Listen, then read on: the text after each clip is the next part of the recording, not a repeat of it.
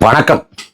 தாவேகாவோட அரசியலுங்கிறதே பல முறை சொன்னது போல பொய்கள் மேல, போலி பிம்பத்து மேல, அது மேலதான் கட்டப்பட்டிருக்கு.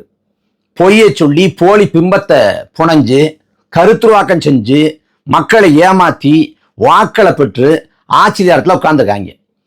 சரி, ஆட்சியாரத்துக்கு வந்து துணைஞ்சிட்டாங்கன்னா வந்த பிறகாவது உண்மையை சொல்லி மக்களுக்கு நல்லது பண்றதுக்கு வேலை செய்யணும். ஆனா இப்பையும் பொய்ய சொல்லி ரீல்ஸை போட்டு கருத்துக்களை திரிச்சு புனைஞ்சு கட்டுக்கதையை உருவாக்கி காலம் கடத்தலாம் நினைச்சா எப்படி? இதுல பொய்ய சொல்ற ரெண்டு அமைச்சர்கள் அவங்க சொன்ன ரெண்டு பொய்களை பேசலாம் நினைக்கிறேன். ஒருத்தர் யாருன்னா கனிம வளத்துறை அமைச்சர் டி.கே. பிரபு, காரைக்குடி தொகுதியோட சட்டமன்ற உறுப்பினரும் கூட. மற்றவங்க எல்லாரும் ரீல்ஸ் போட்டு ஃபேமஸ் ஆனாங்க. ஆனா இவர் மட்டும் ரீல்ஸையே ஃபேமஸ் ஆக்குனாரு. ஓ, ரீல்ஸ்னா இப்படித்தான் இருக்குமா அப்படின்னு ரீல்ஸை ஃபேமஸ் ஆக்கினதுல இவருக்கு முதன்மை பங்கு உண்டு. அவர் பல் மருத்துவா இருக்கிறப்பவே கடுமையா ரீல்ஸ் போடுவாப்புல. இப்ப கனிம வளத்துறை அமைச்சர் வேற. அவர் அந்த இடத்துக்கு ஆய்வு பண்ண போறதுக்கு முன்னாடியே ட்ரோன் கேமரா போயிடுது.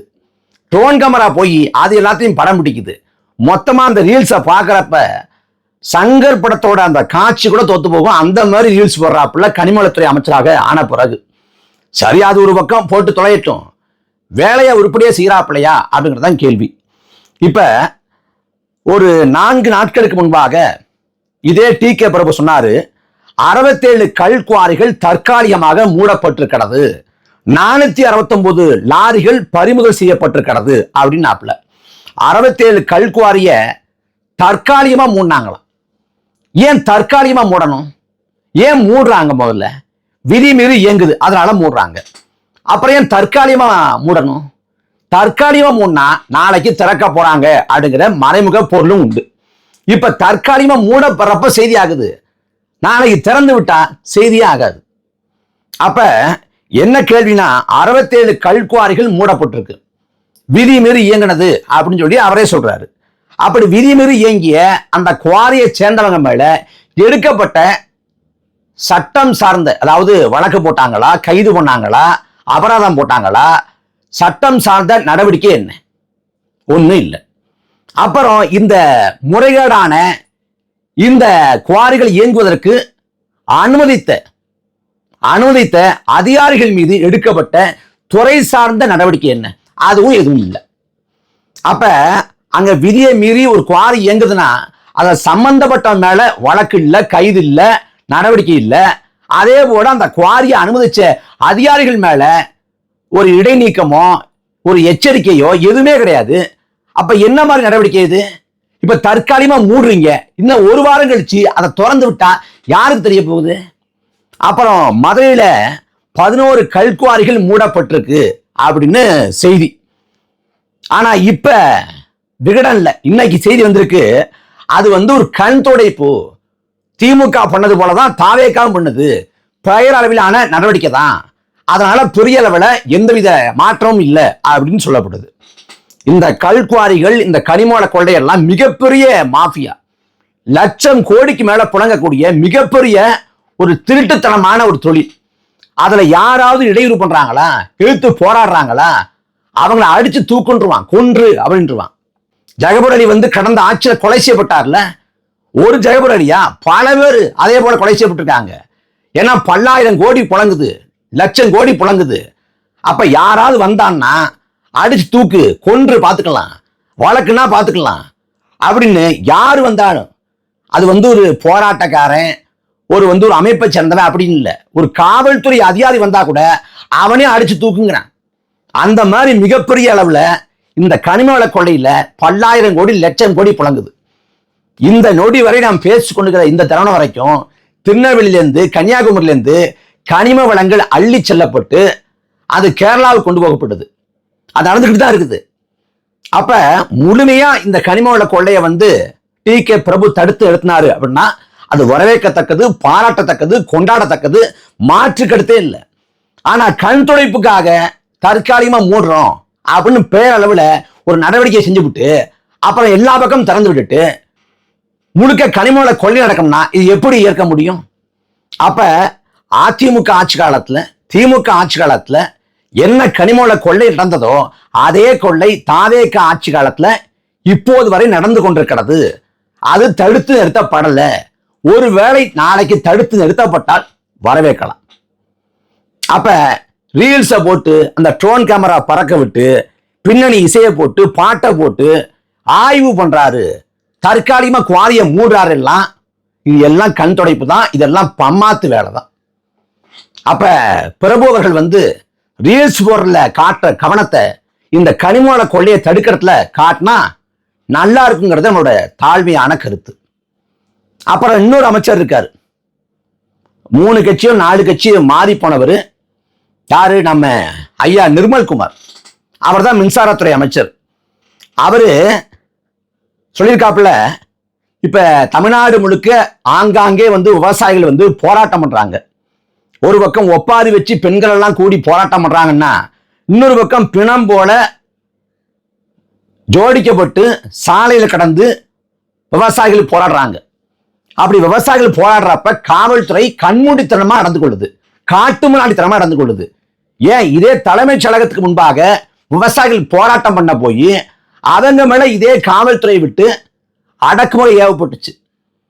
அந்த கத்தி படத்துல விஜய் நடிச்சிருப்பார், ஜீவானந்தமா நடிச்சிருப்பாரு, கதிரேசனா நடிச்சிருப்பாரு. அந்த ஜீவானந்தம் கதாபாத்திரம் எல்லாம் பார்த்துட்டு என் உயிரே போனாலும் சரி விவசாயத்தை மட்டும் விட்டுறாதீங்க அப்படின்னு விஜய் அப்படி கத்துறப்ப அதை திரையரங்களை பார்த்து கண்ணீர் வடிச்ச ஆட்கள்ல நானும் ஒருத்தன். அப்படி படத்தோட அந்த இறுதி காட்சியில செய்தியாளர் சந்திப்பு, படத்துல மட்டும்தான் சந்திப்பாரு செய்தியாளர்களை. அந்த செய்தியாளர் சந்திப்புல ஒரு 10 நிமிஷம் பேசுவாப்புல. விவசாயத்தோட அருமையை பெருமையை அதோட தேவையை பேசுவார். அப்படியே கேட்டு நான் அப்படி புல்லரிச்சு போயிட்டு இருக்கேன்.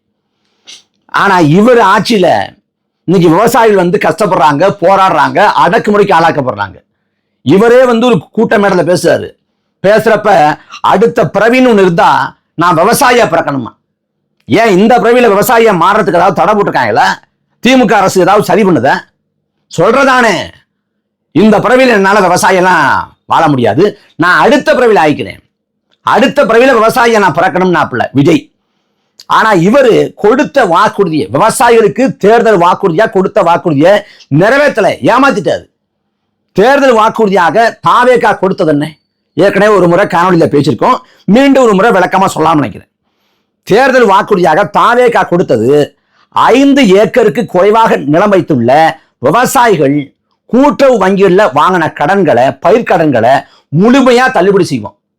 5 ஏக்கருக்கு கீழே நிலம் வைத்திருக்கக்கூடிய விவசாயிகள் கூட்டுறவு வங்கியில வாங்கின கடனை ஒட்டுமொத்தமா தள்ளுபடி பண்ணுவோம். ஒருவேளை 5 ஏக்கருக்கு மேல நிலம் வச்சிருக்காரு அந்த விவசாயி, அந்த பயிர்க்கடன்ல சரிபாதி 50 விழுக்காடு தள்ளுபடி செய்வோங்கிறதான் தேர்தல் வாக்குறுதி.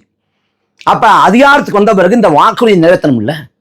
திமுக எப்படி அனைத்து குடும்ப அட்டைதாரருக்கும் மகளிர் உரிமை தொகை அப்படின்னு சொல்லிவிட்டு ஆச்சரியத்துக்கு வந்த உடனே எல்லாருக்கும் எல்லாம் தர முடியாது, தகுதி உள்ளவங்களுக்கு தான் தருவோம், அந்த தகுதியை நாங்க தான் முடிவு பண்ணுவோம் அப்படின்னு சொல்லிச்சோ, அதே போல இவங்களும் அந்தர்பல்ட்டி வந்தவர்கள் என்ன பண்றாரு? எல்லா விவசாயிகளுக்கும் பயிர் கடனை தள்ளுபடி பண்ணல, கழிச்சு கட்டிட்டாரு. கழிச்சு கட்டி ரொம்ப சுருக்கிட்டாரு. முதல்ல என்ன பண்றாப்புல, எல்லா விவசாயிகளுக்கும் அப்படி இருந்ததை எப்படி மாத்துறாங்கன்னா, மே மாசம் 1ஆம் தேதி 2025, மே மாசம் 1ஆம் தேதி 2025 இருந்து பிப்ரவரி மாசம் 28ஆம் தேதி 2026, இதுக்கு இடைப்பட்ட காலத்துல கடன் வாங்கினவங்க யாரோ அவங்களோட பயிர்க்கடன் மட்டும்தான் தள்ளுபடி செய்யப்படும். அதாவது 10 மாசம் வருது. போன வருஷம் மே மாசத்துல இருந்து இந்த வருஷம் பிப்ரவரி மாசம் வரையிலான இந்த 10 மாதத்துக்குள்ள கடன் வாங்கியிருந்தா உங்கள் பயிர்க்கடன் தள்ளுபடி செய்யப்படும். அதுவும் பயிர்க்கடன் எப்படி தள்ளுபடி செய்யப்படும்? நீங்க 50,000 ரூபாய் வரைக்கும் வாங்கியிருந்தீங்கன்னா அது முழுமையா தள்ளுபடி செய்யப்படும். 50,000 ரூபாய் வாங்கி அது குறு விவசாயியா இருந்தா முழுமையா தள்ளுபடி செய்யப்படும். சிறு விவசாயியா இருந்தா சரிபாதி 25,000 தள்ளுபடி செய்யப்படும். அந்த 50,000 ரூபாங்கிறது 60,000 ரூபாயா மாறுதா, 70,000 ரூபாய் மாறுதா, 80,000 ரூபாய் மாறுதா, 1 லட்சம் தாண்டுதா? அப்ப தாண்ட தாண்ட தள்ளுபடி குறைஞ்சுக்கிட்டே வரும். 50,000 ரூபாயில இருந்து 1 லட்சம் ரூபாய் ஏறினா இங்க தள்ளுபடி குறையும். கடைசியா சிறு விவசாயியோ குறு விவசாயியோ அவங்க 1 லட்சம் ரூபாய் கடன் வாங்கி வச்சிருக்காங்கன்னா அவங்களுக்கான தள்ளுபடிங்கிறது வெறும் 5,000 ரூபாய். 1 லட்சம் கடன் வாங்கின, பயிர்க்கடன் வாங்கின சிறு விவசாயியோ குறு விவசாயியோ அவங்களுக்கான கடன் தள்ளுபடி வெறும் 5000 ரூபாய். இதுல சிறு விவசாயிக்கு குறு விவசாயிக்கு என்ன வித்தியாசம் அப்படின்னு கேட்கலாம். 2.5 ஏக்கர் வரைக்கும் நிலம் வச்சிருந்தா 2.5 ஏக்கர் வரைக்கும் நிலம் வச்சிருந்தா அவங்க குறு விவசாயி. 2.5 ஏக்கர்ல இருந்து 5 ஏக்கர் வரைக்கும் நிலம் வச்சிருந்தா அவங்க சிறு விவசாயி. இதுல 2 பேருமே 1 லட்சம் ரூபாய் கடன் வாங்கி வச்சிருந்தா அவங்களுக்கான தள்ளுபடி வெறும் 5000 ரூபாய். இது முழுக்க முழுக்க ஏமாற்று, முழுக்க முழுக்க இது மொத்தமா கொடுத்த வாக்குறுதிக்கு மாறா செய்யக்கூடிய வேலை. இதன் மூலமா இங்க எல்லாருக்கும் 2 ஏக்கர் 3 ஏக்கர் வச்சிருந்தாலே 1.5 லட்சம் வரைக்கும் கடன் வந்துருது அப்படிங்கிறாங்க. அப்ப எல்லாருக்குமே 1.5 லட்சத்துக்கு மேல கடன் இருக்குன்னா தள்ளுபடிங்கிறது 5000 ரூபாய் அப்படிதான் இருக்கு. அப்ப 5000 ரூபாய் எப்படி போதுமானதா இருக்கும்? அப்ப கொடுத்த வாக்குறுதியை நிறைவேற்றுங்க, நாங்க அதை நம்பி இருந்தோம் அப்படின்னு சொல்லிட்டு விவசாயிகள் எல்லாம் போராடுறாங்க. விவசாய சங்கங்கள் போராடுது. இன்னும் சொல்ல போனா இதே தாவேகாவின் சார்பாக திருவண்ணாமலையில போட்டி போட்ட விவசாயி அருள் ஆறுமுகம், அவர் தான் திமுக ஆட்சி காலத்துல மேல்மாவில குண்டர் சட்டத்துல சிறைக்கு போனார். அந்த அருள் ஆறுமுகமே சொல்றாரு, இது ஏமாற்று, இது துரோகம், இந்த பாகுபாடு காட்டுறது துரோகம், இதுக்கெல்லாம் முட்டு கொடுக்க முடியாது அப்படின்னு சொல்லிட்டு. ஆனா இங்க என்ன சொல்றாப்புல நிர்மல்குமார், 85 விழுக்காடு விவசாயிகள் இந்த பயிர்க்கடன் தள்ளுபடியால அவங்க பயன்பட்டு இருக்காங்களா? யார் சொல்றா? நிர்மல்குமார். இதே சமயத்துல மகாராஷ்டிரா மாநிலத்துல அந்த மாநிலத்தை ஆளக்கூடிய அரசு அவங்களும் கடன் தள்ளுபடியை அறிவிச்சிருக்காங்க. அந்த கடன் தள்ளுபடிங்கிறது முழுக்க முழுக்க அந்த மண்ணை சேர்ந்த விவசாயிகளுக்கு பெரிய அளவில் பயன் கொடுத்திருக்கு. இப்ப தமிழ்நாட்டில் ஒட்டு மொத்தமா இந்த பயிர்க்கடன் தள்ளுபடி அப்படின்னு ஒட்டு மொத்தமா எவ்வளவு தொகை அப்படின்னு பார்த்தா 2044 கோடி தான். 2044 கோடி தான். ஆனா மகாராஷ்டிராவில் விவசாயிகள் கடன் தள்ளுபடி செய்யப்பட்ட தொகை 36,585 கோடி கடன் தள்ளுபடி. இதுல பயன்பெறக்கூடிய விவசாயிகள் எண்ணிக்கை 55,72,000 பேர். அவ்வளவு பேர் பயன்படுறாங்க. அந்த மகாராஷ்டிராவில் சிறு விவசாயிகளுக்கு நாங்கள் இவ்வளவு விழுக்காடு தள்ளுபடி பண்ணுவோம், குறு விவசாயிகளுக்கு இவ்வளவு விழுக்காடு தள்ளுபடி பண்ணுவோம் அப்படிங்கிற பாகுபாடு இல்லை. அங்க சிறு விவசாயியோ குறு விவசாயியோ இல்ல பெரு விவசாயியோ எல்லாருக்கும் விவசாய கடன் தள்ளுபடி. இங்க கூட்டுறவு வங்கியில வாங்கின பயிர்க்கடன் மட்டும்தான் தள்ளுபடி. மகாராஷ்டிராவில் கூட்டுறவு வங்கியோ இல்ல நாட்டுடைமையாக்கப்பட்ட வங்கியோ தனியார் வங்கியோ எந்த வங்கியில கடன் வாங்கியிருந்தாலும் அந்த கடன் தள்ளுபடி. இங்க 50,000 ரூபாய் வாங்கியிருந்தாதான் முழுமையா தள்ளுபடி. அந்த 50,000 ரூபாய் முழுமையா தள்ளுபடிங்கிறதுலையும் சிறு விவசாயி கிடையாது, குறு விவசாயிக்கு மட்டும்தான். ஆனா அங்க 2 லட்சம் ரூபாய் வரைக்கும் ஒரு விவசாயிக்கு தள்ளுபடி. ஒரு விவசாயி 3 லட்சம் கடன் வாங்கியிருக்காருன்னா 2 லட்சம் தள்ளுபடி, 1 லட்சம் கட்டினா போதுமானது. அப்ப இதனால மகாராஷ்டிராவில் அந்த விவசாயிகள் பெரிய அளவில் அவங்க பயன்படுறாங்க. இங்க தாவேகா பொறுத்த வரைக்கும் கடந்த 10 மாதத்துல கடன் வாங்கினவங்களுக்கு தான் தள்ளுபடி அப்படின்னு அறிவிக்கப்பட்டுச்சு. ஆனா மகாராஷ்டிராவில் 2019 இருந்து 2025 வரையிலான காலகட்டத்தில் 6 ஆண்டு காலத்துல கடன் வாங்கினவங்க அத்தனை பேரோட கடன் தள்ளுபடி. அப்ப அந்த மகாராஷ்டிராவை சேர்ந்த விவசாயிகள் பெரிய அளவில் அவங்க மகிழ்ச்சி இருக்கிறாங்க. அவங்களுக்கு பெரிய ஆறுதலாக இந்த முடிவு அமைஞ்சிருக்கு. இதுல தமிழ்நாட்டில் தள்ளுபடி செய்யறது 2044 கோடி. மகாராஷ்டிராவில் அந்த அரசு தள்ளுபடி பண்றது 36,585 கோடி. இங்க விட 18 மடங்கு அதிகம், 1,790 விழுக்காடு அதிகம். ஆனா இதுக்கு என்ன காரணம் சொல்றாங்க தாவேகா தரப்புல? நீங்க விதிகள் புரியாம பேசாதீங்க.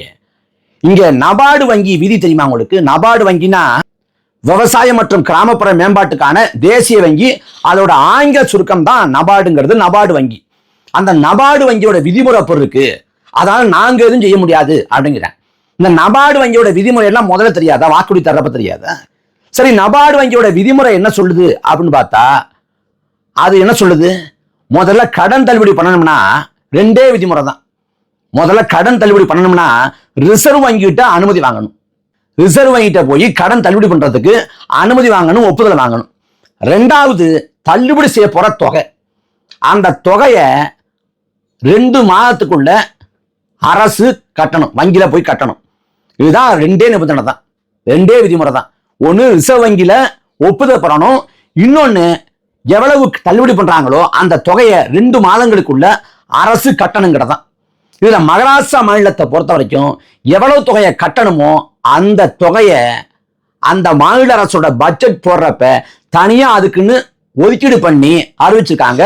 அப்ப பட்ஜெட்ல இவ்வளவு கோடி அப்படின்னு ஒதுக்கீடு பண்ணி அவங்க முழுமையா அந்த விவசாய கடன் தள்ளுபடியை வந்து செயலாக்கம் பண்றதுக்கான அத்தனை வாய்ப்புகளையும் பரிசீலிச்சு செயலாக்கம் பண்ணிட்டு இருக்கிறாங்க. ஆனா தமிழ்நாட்டில் பயிர்க்கடன் தள்ளுபடி அப்படின்னு வாக்குறுதி கொடுத்து விவசாயிகளின் வாக்களை பெற்றுட்டு இன்னைக்கு விவசாயிகள் போராடுறப்ப ஒடுக்குமுறையை அடக்குமுறை செலுத்தி அவங்களோட போராட்டத்தை கலைச்சு விட்டு இப்ப கடைசியா வந்து நிர்மல்குமார் சொல்றாரு, மூன்றாம் தர நபர்கள் எல்லாம் பேசி விவசாயிகள்கிட்ட போராட்டத்தை தூண்டி விடுறாங்க.